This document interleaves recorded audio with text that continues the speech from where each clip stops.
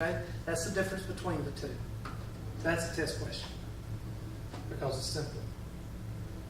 I try to put simple ones on there. I want you to know what a random sample is. I do not care about a random. Okay, here it is. Random sample. This is on page 25. The key word with random sample is right here. What does that say? Equal chance. Each member of the population has an equal chance. No yawning in class. No coughing, yawning, or breathing. Just a joke. Y'all settle down. Each member of the population has an equal chance of being picked. Right now, y'all don't have an equal chance of being picked. But if I put each of your names on a piece of paper, like a raffle ticket, you ever seen those little tickets you get with a number on it? I turn it over on the back, put your name on it, and put it in a hat, put it in that box right there, shake up the box, and have one of you pick one ticket out. Is that a random sample? Yes. Yes, because everybody has the same chance. What if I folded one of the tickets and all the other ones were not folded? That would not be a random sample because the feel of that other ticket would pull the drawer to maybe pull that ticket instead of another ticket subconsciously. So it kind of messes it up, but everything's got to be uniform. So I want you to know random sample. That is a test question. Not simple random. I don't do simple random. Random sample. What is a systematic sample? Systematic sample, keyword. Well, I don't see a keyword here, but every. In other words, every fifth person, every eighth person, every 100th person in the phone book you're going to call. That is a systematic because there is a what? System. There's a pattern. Every fifth person that walks out of the front doors, I'm going to ask them if they're in the Marlboro Club. That's systematic because I'm asking every fifth person. It's a pain to keep up with, but it's systematic. These are pretty. These are good. These are good. This ain't good. Why is convenience sample not good? Because it's just easy. It's easy. Exactly. It'd be like me asking the people, let's say that I worked at a rock radio station, and I wanted to find out how many of the listeners like rock music. Call in right now and tell me if you like rock music or not. They probably didn't listen to it. Yeah, they probably like it if they're listening to it. So that would be a convenient sample. It's not reliable. So that one is, just know what it is, but know it's not reliable. It's the least reliable.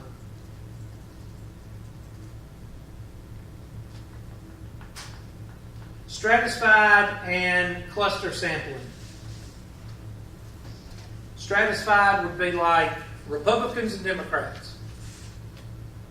In other words, they're grouped among two different groups. Now, what's the difference between stratified and cluster? Cluster would be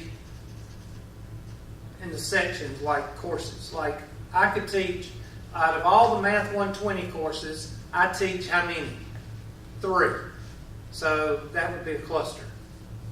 My 3 Math 120 classes, the 2 online classes and this class, would be a cluster.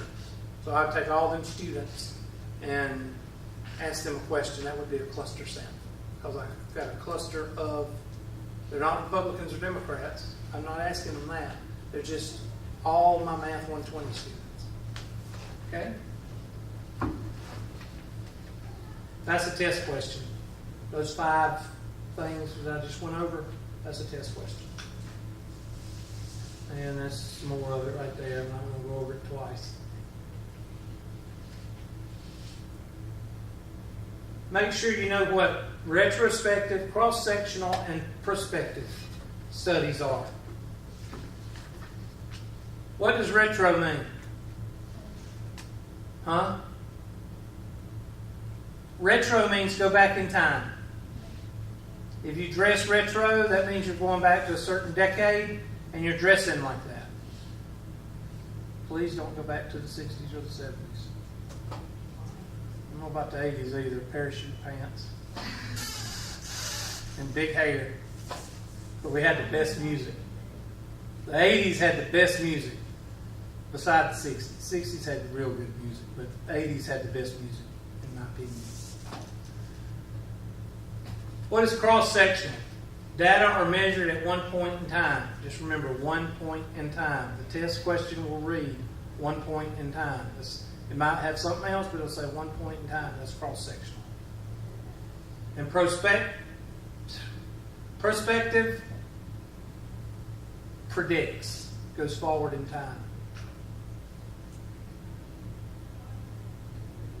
That's pretty simple. That's why I put it on the test. They're pretty simple.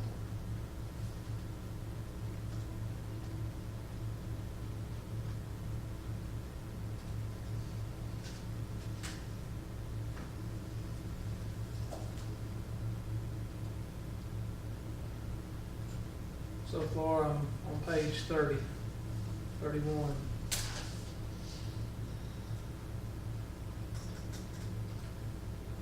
Doesn't see, I think that's 1.4, is it not? Syllabus says we go to chapter 2 now, right? What page is chapter 2 on? Anybody know? I'll just go back. Huh? Oh, It's there it about is. Stratus. Okay, make sure you write down what's on page 44 in the middle of the page. Center, variation, distribution, outliers. I'm not worried about time. Everybody knows what time is. It's what we live by. And it does not what? It doesn't slow down and it doesn't what? It doesn't get fast. It seems like it gets fast. But the only thing constant is time. Center. Middle of the data set. Variation. Data values vary. Distribution. The shape of the spread. And that's all you need to write. Shape of the spread. Outliers. That's your 6-foot second graders. 300-pound third graders. The ones that are way out there.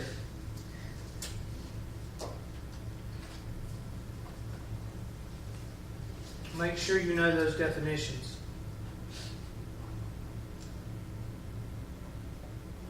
Okay, here we go. We're starting to get into a little bit of math in chapter 3 and chapter 2. We're starting to get a little bit. Now, not very complex, but we're starting to get into things that's going to be used in chapter 3. The first thing is a frequency distribution. A frequency distribution is a 25-cent word for a chart or a table.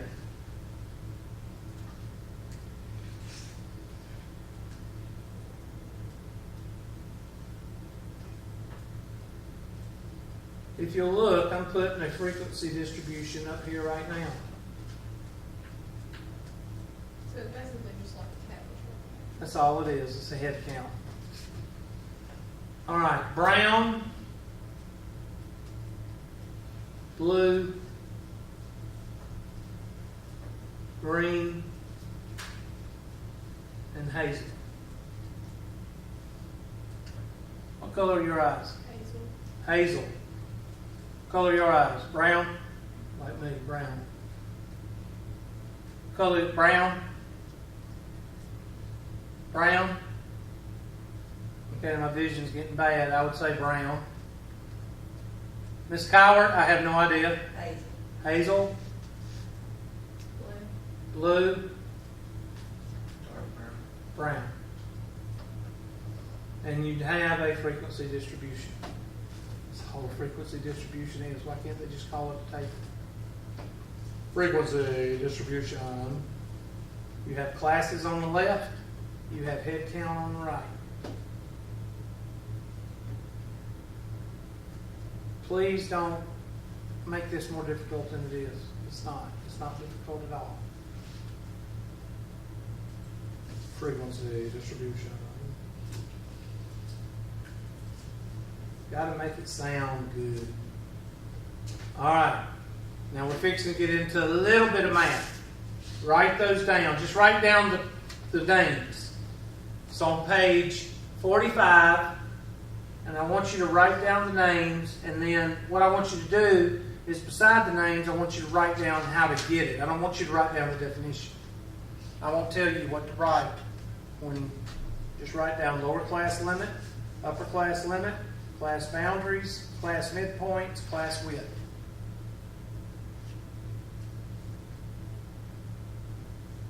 And we're going to use this example right here on the right hand side right there. We're going to use this example. So just write these definitions right here and then put this table right beside it on your paper. Because that's what we're going to use as an example. Because the best way to do this is to not give you any definitions, but to just show you and then look over the definitions. I better take the roll.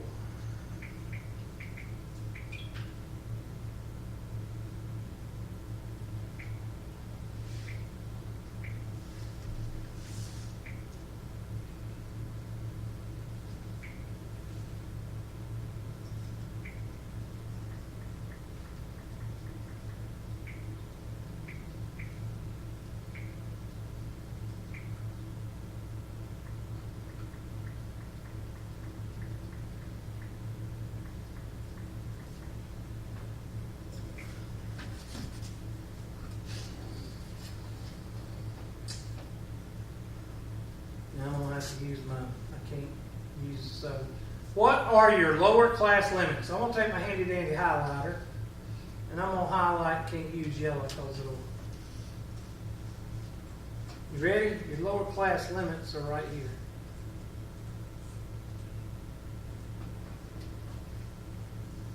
It's pretty simple, isn't it?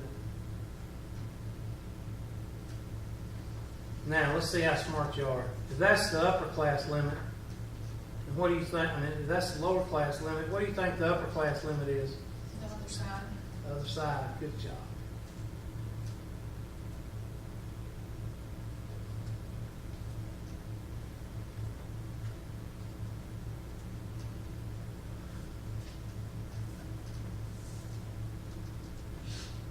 We're going to skip class boundaries. I'm going to cover it last. Okay, midpoint. I'm going to go over here and I'm going to put midpoint. Can't spell. Is equal to parentheses upper class limit plus lower class limit divided by 2. Write that down.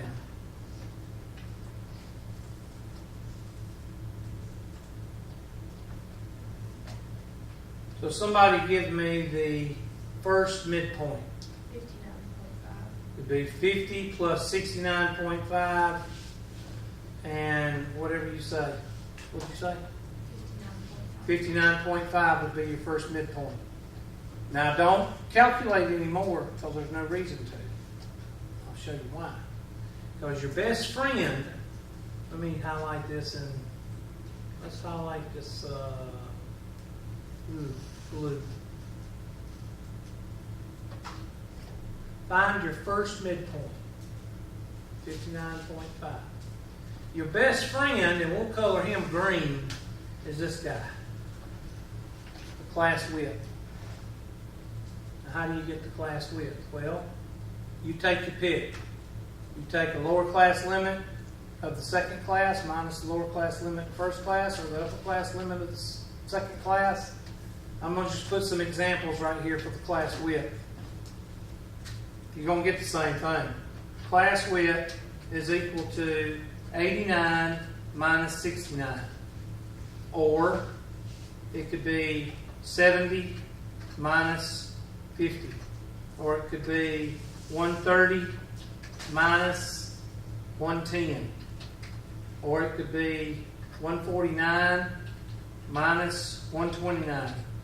And what are the answers to all of those? 20. 20.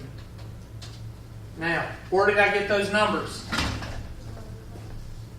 These two guys, the first two, 89 minus 69. 89 minus 69. 70 minus 50. 130 minus 110. 149 minus 129. I just picked two class limits and subtracted them. Now, can I go 149 minus 70? No. They have to be right beside each other. They have to be continuous. Now, another way you can do it is this way, but I don't teach this way because if people take 69, if people take 59 from 69, 50 from 69, they come up with 19. And that's not the way you do it. You also have to include 50, which gives you the 20. And people forget to do that, so I just don't even show them that. All right? So 89 minus 69, 70 minus 50, 90 minus 70, 109 minus 89, 129 minus 109, 110 minus 90, 130 minus 110, or 149 minus 129. The answer is 20. Your class width is 20. Now, the good thing about the class width is once you get the class width, you can figure all your other things by just adding the class width. Let me show you. A while ago, you set the midpoint for the first one right here. Let me see if I can do this. Just right here. Was 59.5. Now, instead of calculating all the other ones, all you got to do is add what? Add 20. So what's 20 plus 59? 79.5. What's 79.5 plus 20? And so on. 99 plus 20, I have no idea. 119.5. And 139.5. Thank you. Now, people, that ain't hard. And that's your class width. Now, the only thing left is the class boundary. Now, before I do the class boundary, I need to make a note about something because it's going to get you on the test if I don't make a note about it. So, appreciate it. That's not the right color. No, I'm sorry, that goes right here. I might as well just quit.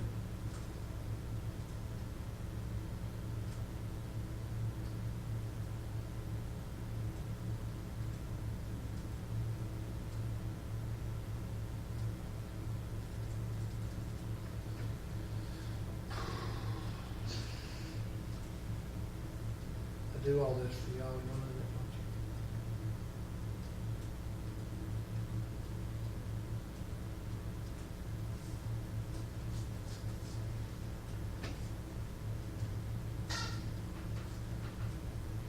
you? Okay, now the class width, I'm going to put some rules over here for you. When you're doing the class width,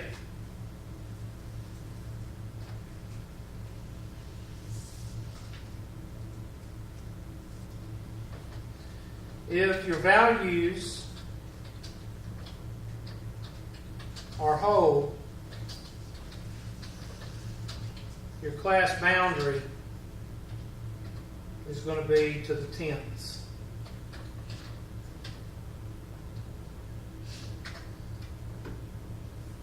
If your values are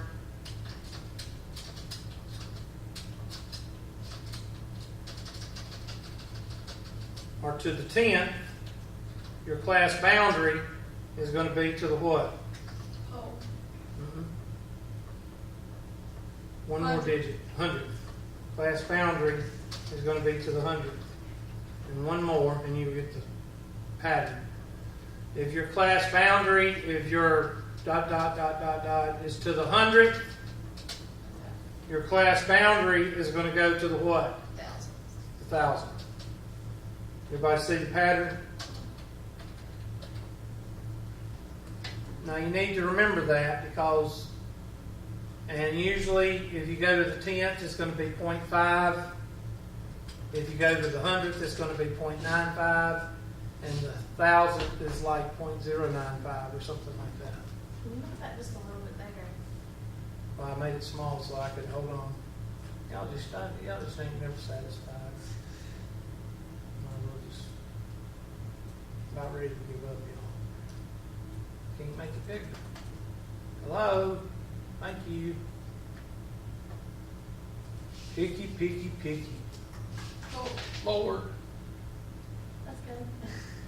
There we go. How's that? Is that better? Yes, sir.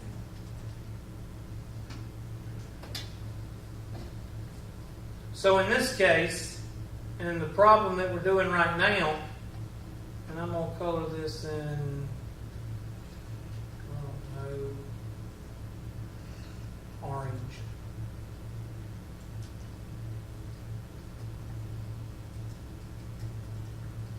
In this case, we have what? What is our values? Whole numbers, tenths, or hundredths? Whole numbers. So our class boundary is going to be to the tenth. So what's right before 50? 49 point what? 49.5. So your 49.5 is going to be the class boundary here. And now we just add what?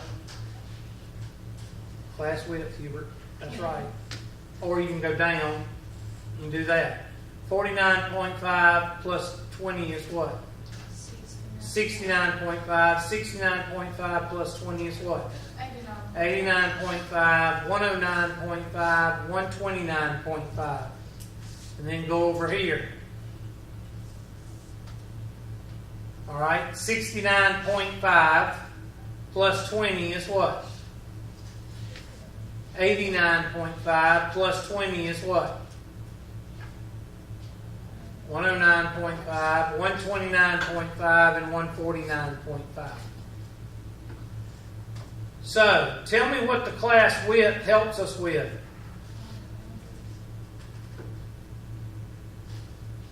Did I move this thing again? I think I did. There. The class width will help you. Oh, good gracious. I'm about ready to quit.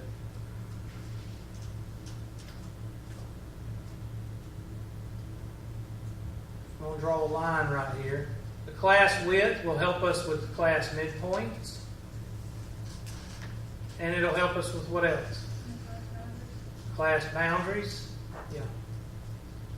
So don't do the class boundary and the class midpoints by doing all the math for each little class. Just do the first one, and then you can just add the class width to everything. Save you a whole lot of time. Okay?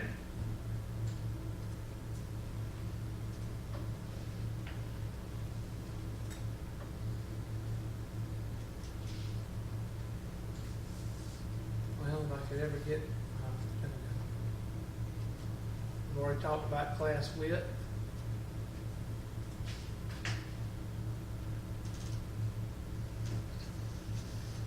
Okay, write down your relative frequency distribution.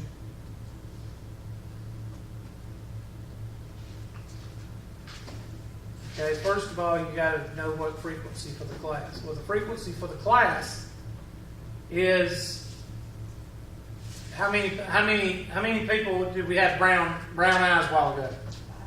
5. So that would be the frequency of the class, 5. The frequency of everybody would be 8 because how many people we got in here? 8. And I asked 8 people what color their eyes were. So your relative frequency would be of brown-eyed people, excuse me, of brown-eyed people would be 5 over what? 8 multiplied by 100. That's your relative frequency. So somebody do that in the calculator. 5 divided by 8 is dang old what? 0.625. So 62.5% of people in here have brown eyes. Would you be willing to say that for the population? Probably. Because brown, I do know, which one is dominant, brown or blue? I think brown is dominant. Naturally, you think brown is going to be more popular than blue. Yes, because it's more dominant. Dominant. All right. Question. And that's how you do relative frequency. This will be on the test, relative frequency. How do you find it? Well, you take the number that's in the class, 5 brown-eyed people, divide by the class, 8, multiply by 100. That's what it says right there. And don't worry, we're going to go over homework problems because y'all won't send them in unless y'all are just lazy. Cumulative frequency, I don't spend a lot of time on. It's where you add all the numbers up. It really, I'm not going to spend a lot of class time on that. We'll go over this when we do an example. Was the homework already posted? Like under the homework? Yeah, it's already posted. I'm trying to get you through chapter 2 is what I'm trying to do. I didn't see anything important yet. That's it. That's 2.2. Let's see what's 2.3. Histogram. Do you know the difference between a histogram and a bar chart? In a bar chart, it's got like qualitative. The bar chart and the histogram are both the same thing, except, the bar chart goes up. Well, there's a space between the bars. That's a bar chart. Histograms, they touch. That's it. So a bar chart and the histogram are what? Pretty much the same thing. Let me show you what I'm talking about. Let me go to the next. There we go. That's the histogram. A bar chart, what would be the difference in a bar chart and these two? There'd be a space between this one and this one, space between this one and this one, and a space between this one and this one, and a space between this one and this one. That's a bar chart. This is a histogram. They're actually touching. Which one is bar chart? Say again? Which one is bar chart? Both of these are histograms. A bar chart, there'd be a space between the blocks. Yeah. I was going to see if I could find one, but... It's on the next chapter, like the Next page? section. Okay. We'll get there. So could you put qualitative on a histogram? Yep. Yep. Make sure you know what a normal distribution, skewed left and skewed right, looks like. These two, and uniform. Page 56. This is what these uniform. This is a bell shape because it looks like a what? A bell. This is uniform because there's no variation. We mentioned one variable a while ago that has no variation. What variable is that? In other words, it doesn't vary at all. It stays the same all the time. Huh? Constant. Time. Time is uniform distribution. The 10 minutes next year, does it pass the same rate as 10 minutes this year as 10 minutes last year? Yes. There is no change.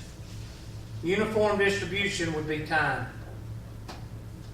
Normal distribution would be like grades in a class. Skewed left would be a classroom where the teacher is unbearably difficult. The class is unbearably difficult. In other words, they hate each other. The class hates the teacher hates the class, and the class is difficult. So chances are everybody's going what? Fail. And that is skewed right. It's always the opposite. All your data is on the failing side, so it's skewed right. That means it needs to go to the right. Skewed right means it needs to go to the right. What about right here? The brown. That's a teacher that gives you 1 or 2 questions for the test, and the questions are, is it a pretty day outside? When's your birthday? And what's 2 plus 2? What would that do to the grades? Make them go way up. And that would be skewed left. So are either one of these valid? No. No. Usually your validity falls in the normal distribution or the uniform distribution. Validity will not fall in the skewed left or skewed right because it's not a valid test. Either it's inflating the grades or you're trying to kick them while they're down. One of the two. It's the extreme. This is an extreme and this is an extreme. Measured against this, which is normal distribution. Make sure you know those pictures. Not exactly these pictures, but the shape. Okay? That's page 56. Are we supposed to stop you at 2:15? Yep, thank you. Just tell me where we at. Okay, this is where we get the correlation. So we're going to start with correlation when y'all come back next week. Okay, let me call the roll and talk about what y'all need to do before next week. So I need to tell the online class that too.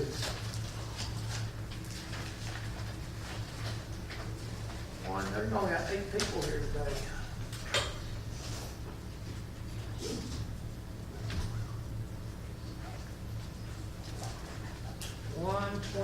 Y'all are section 12, right?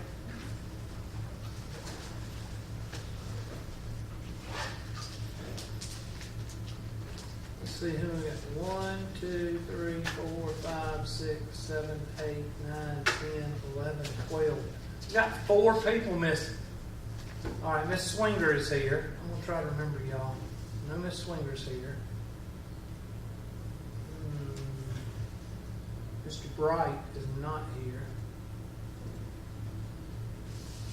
I'm trying to see who's okay. Mr. Howard's here.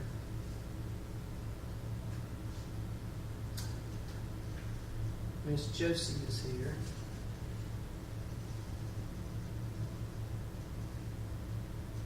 That's about all I can remember today. Long day. Okay, long. Okay.